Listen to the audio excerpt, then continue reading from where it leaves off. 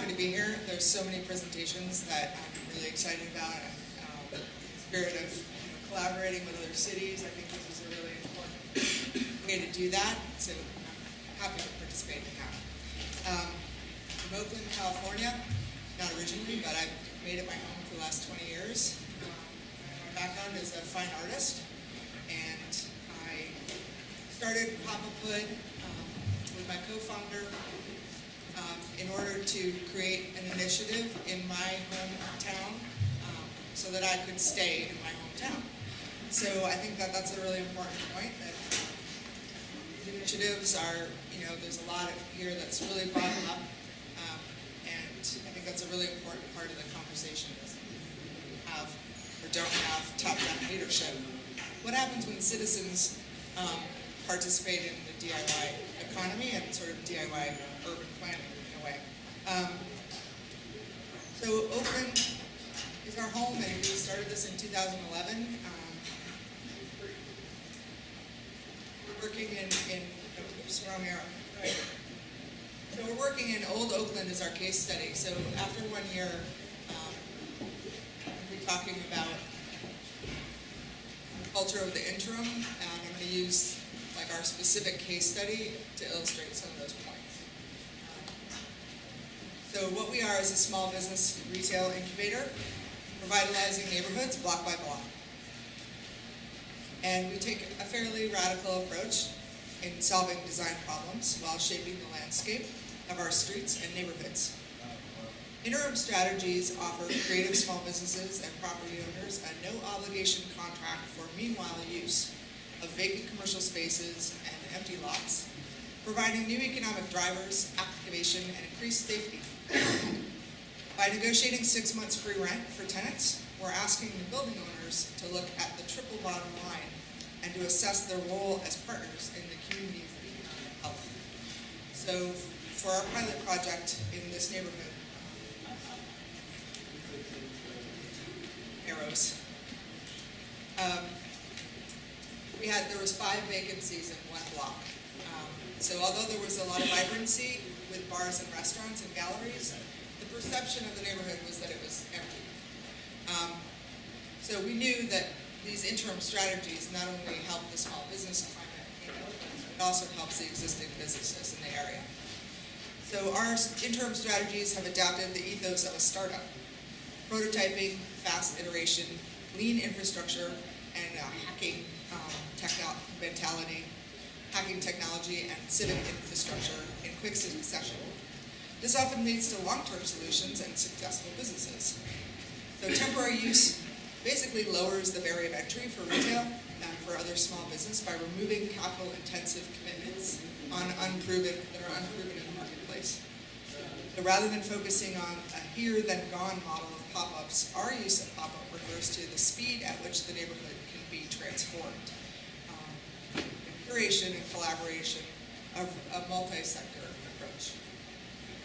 So we started in September 2011. 5 retail stores opened in November. December we had our grand opening. So the year is from that point. So we're real fast. We're real lean. There's 2 of us.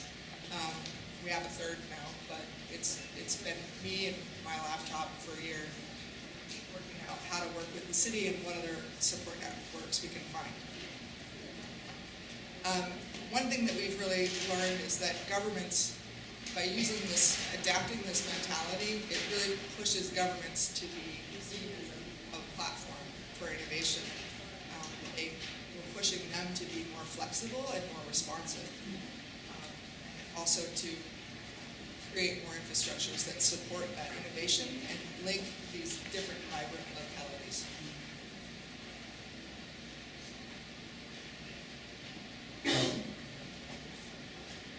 One goal of this is obviously to fill vacancies, and we feel that the best way to do that is with a thriving retail sector.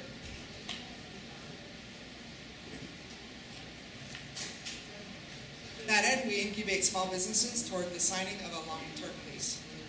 Pop-ups and night markets can create a framework for temporary engagement, which could have a positive economic impact for the local economy, provide amenities for the local workforce, and be a huge job creators. Both of these strategies can create successful meanwhile uses and attract visitors, create content for marketing the district. So a huge portion of what we do is marketing. We're asking the government agencies to invest in these great entrepreneurs to propel the economy and focus on the genius of the hyper-local within, and using that hyper-local approach and extending it to a more global. The popuphood retailers benefit from the strategy in important ways. They obviously get a below market rate rent in a transitional neighborhood, and they use this really low time risk to refine their strategies for customer and community engagement and feedback, ensuring a really sound foundation to focus on their growth and sustainability. So in total, in Oakland, we had 5 vacancies, as I mentioned. In the first year, we've brought in 8 businesses total, and 3 have signed a long-term lease.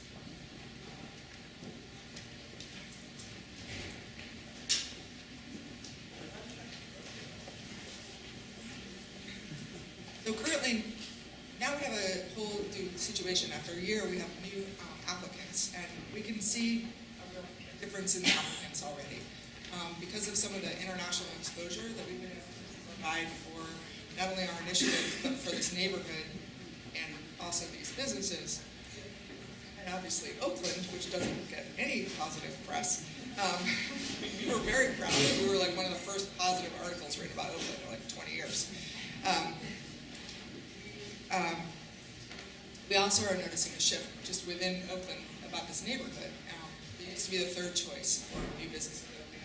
Now it's the first choice.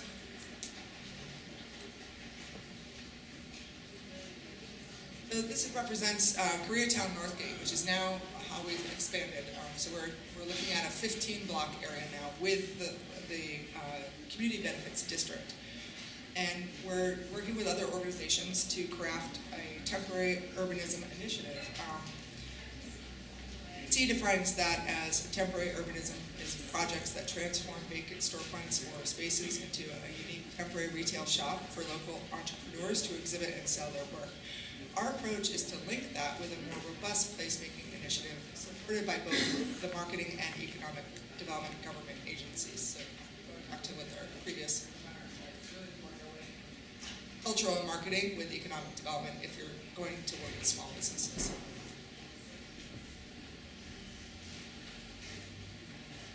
In order to do that, we look at areas to define and leverage what is already working. So in these transitional neighborhoods, there's 1 or 2 great things that people know about and they patron. So here in the districts, we found several thriving businesses, and when we looked at them in terms of clustering, they created 2 distinct nodes. This helps us focus our efforts, not only for marketing, but also driving visitor traffic to areas that are already working and supporting that. And also, we looked at potential height limits and zoning. So that also contributed to us defining these nodes as where the growth potential would be down the line. So we were honored to participate in the Venice Biennale for Architecture, and there was 124 different spontaneous interventions. And these 8 are people that we met that we really were inspired by, and also fostering that collaboration, like what's the potential in this room. We invited them to come to Oakland and duplicate some of their initiatives that were working. We see no value in reinventing the wheel. So if there's people out there that have great ideas and great strategies, we want to see what can happen when you replicate them in different cities. So there's mobile markets and pop-ups. We do that. Wayfinding and mapping, really important. Parklets, started in San Francisco. Street projections, kind of a low-cost and iterative solution to painted murals, which we really like because it also lends light and safety to underpasses and dark alleys. Pop-up information kiosks, or these are also great vending opportunities. Obviously art murals, which in the Bay Area, there's a huge, robust mural movement.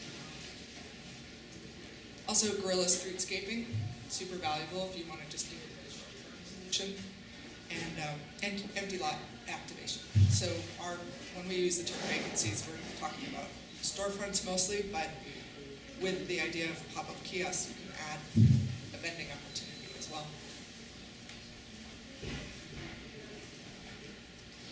One minute. Well, let me do a quick skimming here, pull out the important piece. So our emphasis on small businesses also includes vendors, people who are using these temporary marketplaces, building their business slowly and gradually. And with that idea of vendor incubation, there's a tremendous opportunity to create micro-entrepreneurs that provide pathways to growth in revenue, job creation, and workforce development. Alliances for implementation include other local agencies, nonprofits, businesses interested in fostering small business economic development strategies, and providing multiple pathways to bring the vendor to brick and mortar.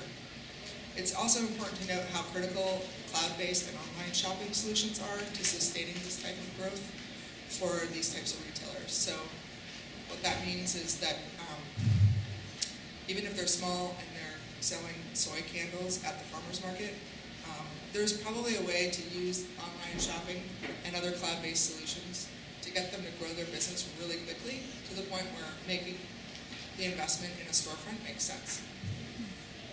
There's a lot behind that, so if you're interested in talking more about that, I'm happy to. Areas of focus, short-term, long-term.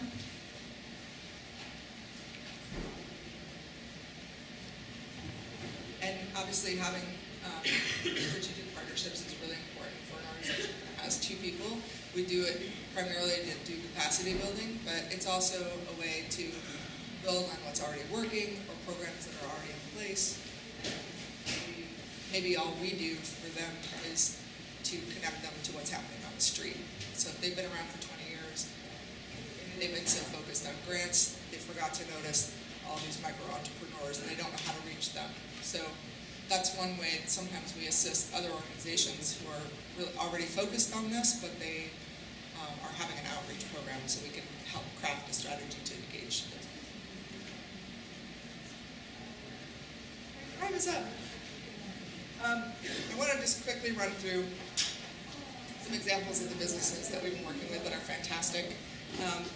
This is Kate Ellen Metals, and her store is Crown 9. And I really believe, since my background is in art, that if you redefine artists as small businesses, then you start to really redefine in terms of investment, which I think is, I'll just leave it at that, you get it.